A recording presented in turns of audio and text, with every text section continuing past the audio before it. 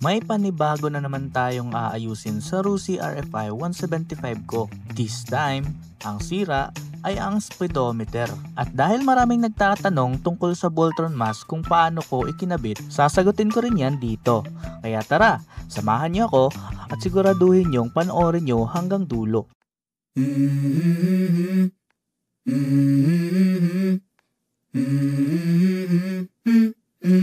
Let's go. I wake up to a little bit of drool on my pillow, feel like it's gonna be a bad day. Yeah, I'm tired of shit, and the coffee ain't hit yet, damn, ain't that great.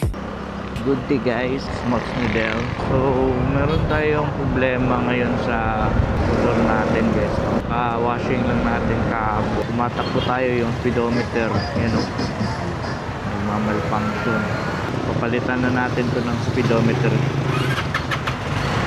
May nabili na akong speedometer cable sa bahay. Ito muna yung anak ko dito.